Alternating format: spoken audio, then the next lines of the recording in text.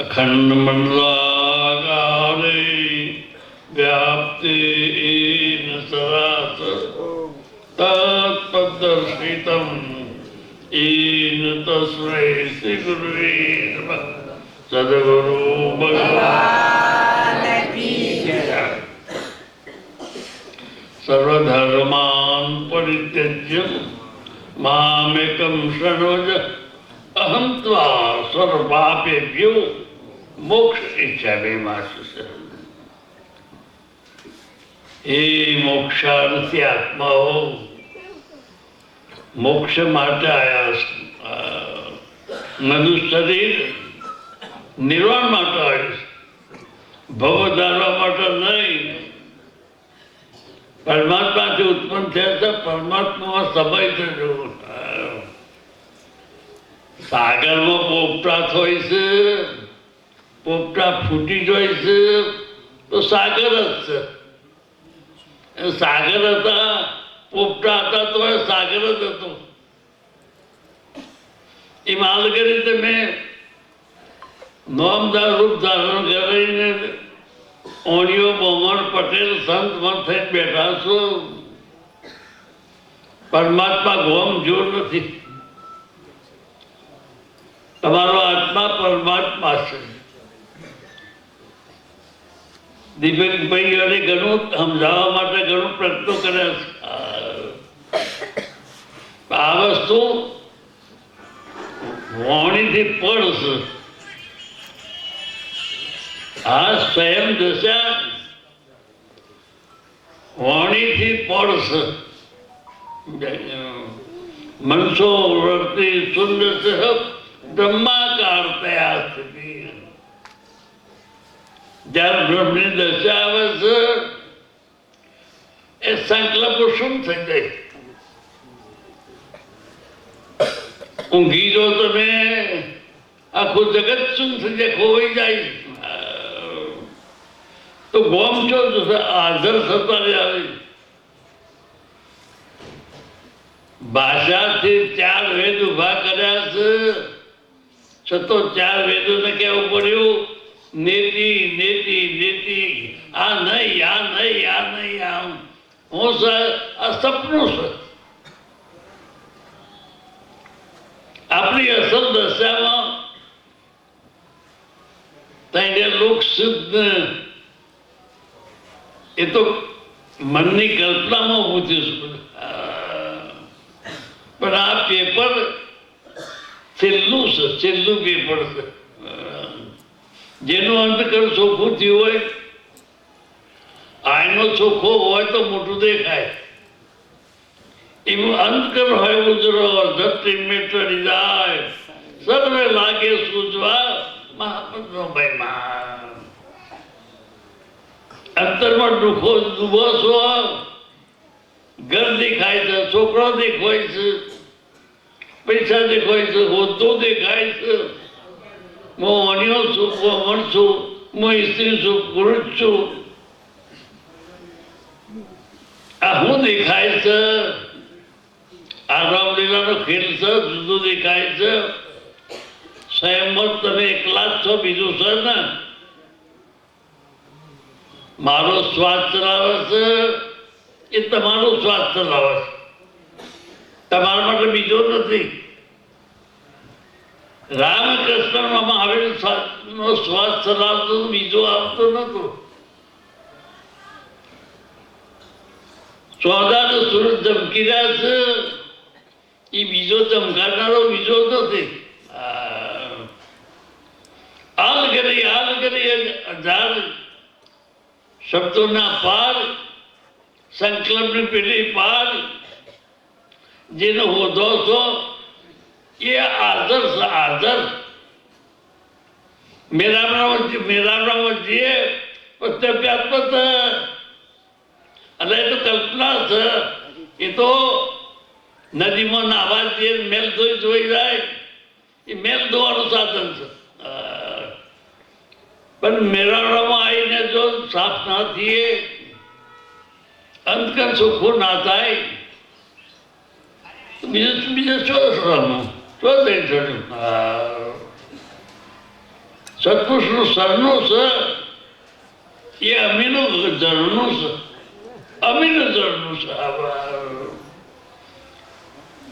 એક સત્પુરુષ મળી જાય કોઈ કરવાનું ના રહે, ભણવાનું ના રહે, વેદવાનું ના રહે, વેદ વેસવાના નામ રહે, કોઈ કરવાનું ના રહે. જે કરવાનું હશે તો અંતર ચોખ્ખું કરવાનું સાધન છે. કરનારાનું જોડી જાય પછી કોઈ કરવાનું રદ ને કરવું પડે છે. એ તો મેલો છે, મેલ છે, અહંકાર છે, એ સાફ કરવાની મંજૂરી. જ્યારે અહંકાર જતો રહેશે નિર્વિકાર દશા સાફની બાપશાહી છે. જો નથી પણ દેહના લીધે આવરણ આવ્યું છે. હું દેહ મારો છું, તમારો શ્વાસ ચલે છે, મારો ચલાવે છે કહેવાય ને, પણ હું તમારો શ્વાસ ચલાવું છું. બીજો કોઈ બીજો આવે એવો નથી ને. આખા બ્રહ્માંડમાં એક અદ્વૈત બ્રહ્મ છે એ શ્વાસના ચહેરા છે. જે શ્વાસ શુદ્ધ જાય છે મૂકીને જતો સાલ કરી મળતું કોઈ અડર ના ભરાય. તો આ મરદાન મરજી બનવું. ઘરનો ધણી જુદો હોય છે. ઘરનો ધણી એક હોય જ નહીં. એ દેહના આત્મા કદી એક હોય જ નહીં. જેમનું ઘર જુદો પહેર્યો છે એ દેહ જુદો છે. મય વિચારો આવશે એ પણ જુદા છે. એ પણ પડનાર છે. પડનાર રીતે મન બુદ્ધિથી જે ચાલે છે એ સૂક્ષ્મ શરીર પણ પડાય વસ્તુ. સ્વયંમાં થોડું સૂક્ષ્મ સ નહીં, સ્વયં દશા છે. ભાષા નથી, સ્વયં દશા છે. ભાષા તો માહિતી છે. ચોપડાથી જવું છે તો આ 8 નંબરના નંબર પર જજો રોડ પર ચોપડાથી આવી જાય. એ માહિતી છે. પણ વાત કરે તો ચોપડાથી આવતું નથી. 8 નંબરના બેહીને રોડ ઉપર જઈને બેહીને ચોપડાથી આવવા નહીં. તો જેમ 8 નંબર પર જે બેહીએ છીએ તો એમાં આપણા આત્મામાં ઠરતો થઈ જાય. એ મહાપુરુષો ઈશારો કરે છે. ઈશારો કરે છે કે મન બુદ્ધિની પાર સ્વયં પરમાત્મા હાજર છે. જે રસ્તા સદસ્તીનો જે જાણે આ રૂપ અબાધ અનુભવ. અબાધ અનુભવ કોઈ બાદ થઈ શકે નહીં. સ્વયં દશા આવે.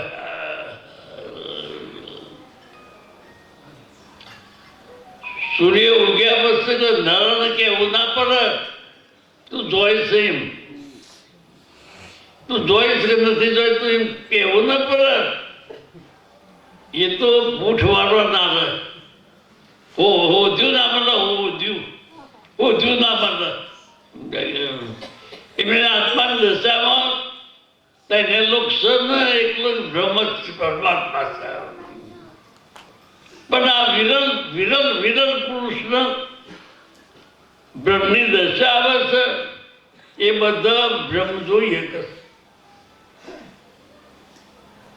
જેનો કર્મ ખતમ થઈ ગયો છે, જ્ઞાન આજ્ઞે બની ગયો છે,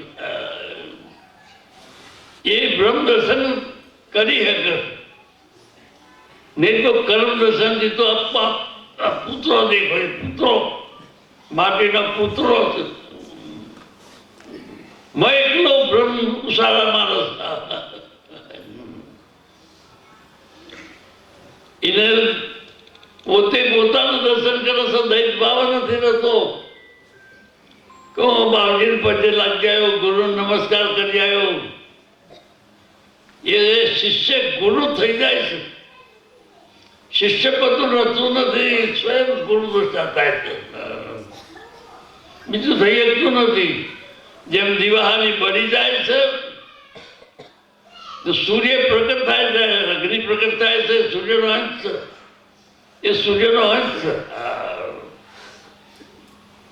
આવા સૂર્ય એવા કે હજારો સૂર્ય ઉગે તો આવા બ્રહ્મદશાને પોકી વળે નહીં, ના પોકી શકે.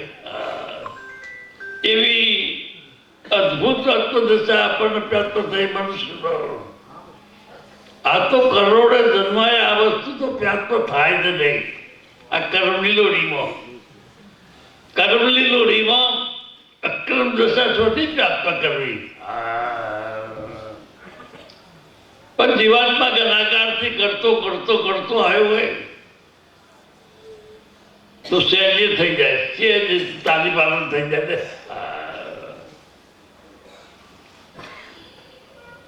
ગુરુ કે તું દેહ નથી, તું દેવ છે, તું મારા હું મારું છું જ છું, તારા ભીતરમાં હું જ બોલું છું. જા આટલી ઈશારો કરે અને બીબામાં વાત બેસી જાય. બીબામાં સર્વભૂતેષુ આત્માની સર્વભૂતેષુ ચાત્માની યોગયુક્તાત્મા સર્વતે સમદર્શન. આ સમ્યક દર્શન થયા પછી કોઈ કરવાનું ના હોય. બીજું આવા તો ભવઈ આવે, કર્મ આવે. આ કર્મ આવે એટલે તો જન્મ મરણ આવે. અહંકાર છે તો અવતાર છે. પછી શાંત હોય કે મહત્વ હોય, મંદિરમાં ઘંટ વગાડતો હોય તો આશ્રમમાં રહેતો હોય, પણ અહંકાર છે તો અવતાર છે. મનસો રતિ શુદ્ધ છે, બ્રહ્માકાર ભાષા શું થઈ જાય છે. ભાષા પણ બોલવાની તાકાત નથી. અસલ દશા જાય છે તો બોલવાની તાકાત નથી. શબ્દો ખોઈ ખોઈ ઘણું ભણ્યા હોય, 0 સાથે જાય.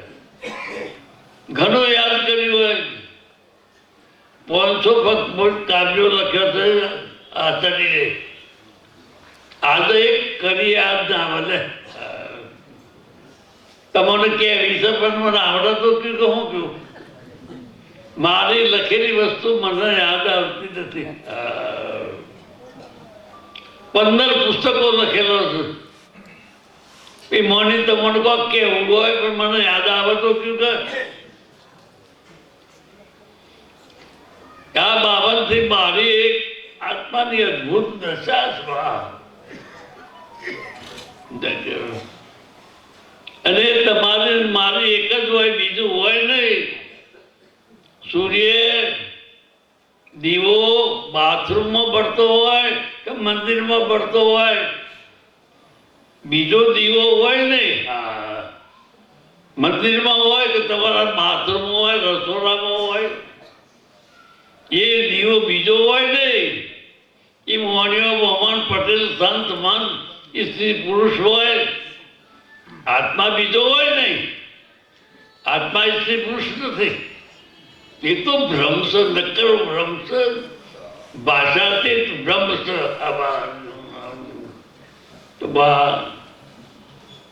આ સાબરકાંઠાની ભૂમિનો કોઈ ઉદય આવ્યો છે. ભગવાન પ્રકટ થવાની આ ભૂમિ પ્રકટ થયેલી છે. પણ ગોકુળમાં આવ્યો કે એના બાપાએ ઓળખ્યો, એના બાપ એની માં ના આવે. એનો મોહમ્મદ દુશ્મન થયો હતો, માની નાખ્યું.